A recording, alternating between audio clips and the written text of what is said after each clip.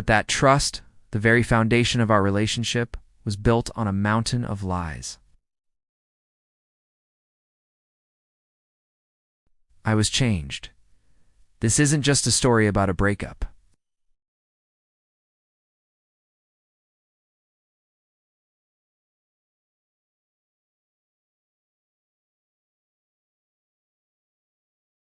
Phone calls were taken in another room, hushed whispers followed by a quick, "Oh, it was just my mom."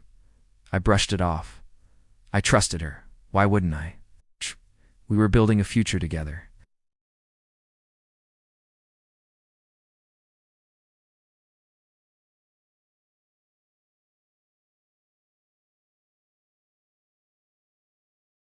The first real red flag was her birthday. I'd planned a surprise weekend getaway to a cozy cabin in the mountains, a place she'd always dreamed of visiting.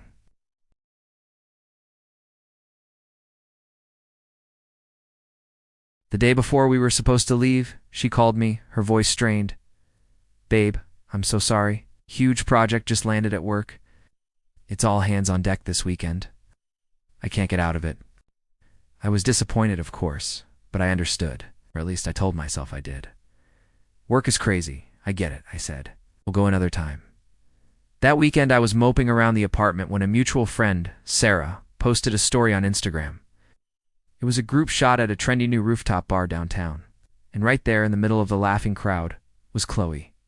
She wasn't at the office. No, she was clinking glasses, a huge smile on her face, with her arm wrapped around a guy I'd never seen before. He had his hand on her waist, and they were leaning into each other, their heads close together. My heart didn't just sink. It plummeted. It felt like the air was sucked out of the room. I replayed the video a dozen times, zooming in, trying to find some innocent explanation, but there was none. The way they looked at each other, it was undeniable. My first instinct was to call her, to scream, to demand an explanation. But a cold, unfamiliar feeling washed over me.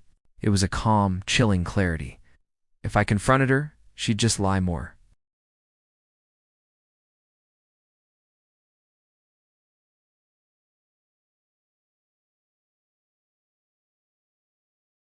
The love I felt for her curdled into something else, something sharp and focused. Revenge. I didn't say a word.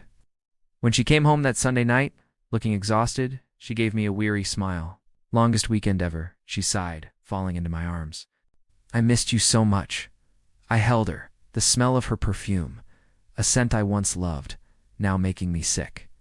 I smiled back, a hollow, perfect imitation of the man she thought I was. "I missed you too, babe. Did you at least get a lot done?" The ease with which the lie rolled off her tongue was terrifying, totally. "We nailed the presentation." The boss was thrilled. I just nodded, playing the part of the supportive, clueless boyfriend. That night, after she fell asleep, I did some digging. The guy from the photo was named Mark. A quick social media search revealed everything. He was a friend from college she'd recently reconnected with.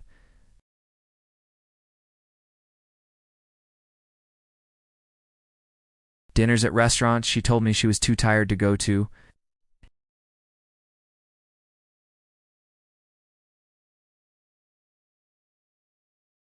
I was going to dismantle the fantasy world she had so carefully constructed. I found out they were both gunning for the same big promotion at their company, a prestigious marketing firm. This was the project she supposedly worked on all weekend. They were competitors, but from their flirty comments on each other's posts, it was clear they were mixing business with pleasure. And that's when the plan began to form. It was poetic, really. I would use her own ambition, her own deceit against her,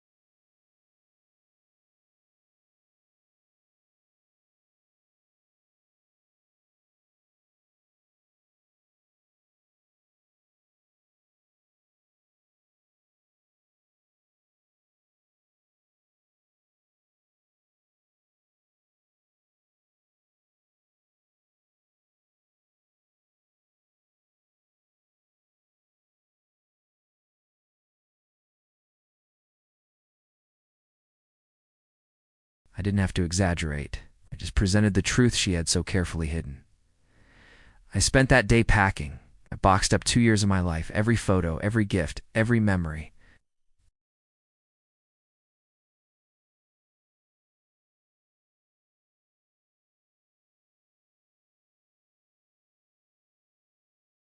The confident smirk was gone, replaced by a pale, shocked expression. Her eyes were redrimmed from crying. She didn't even notice the boxes at first. I didn't get it, she stammered. They gave the promotion to someone from another team.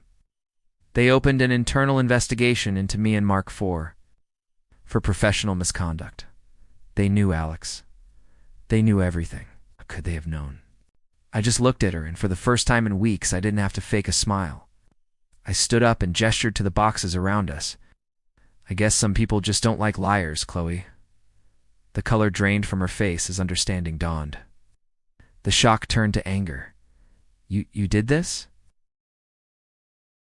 You did this, I corrected her calmly. You lied. You cheated. You threw away everything we had for what? Thrill. A promotion you were willing to cheat for in more ways than one. I just turned on the lights. You were the one hiding in the dark. I picked up my last box and walked to the door. Didn't look back. There were no more tears to cry, no more anger to feel. There was just a quiet emptiness and a grim sense of justice. She lost the promotion. Her reputation at work was in tatters, and her affair with Mark imploded under the pressure of the investigation.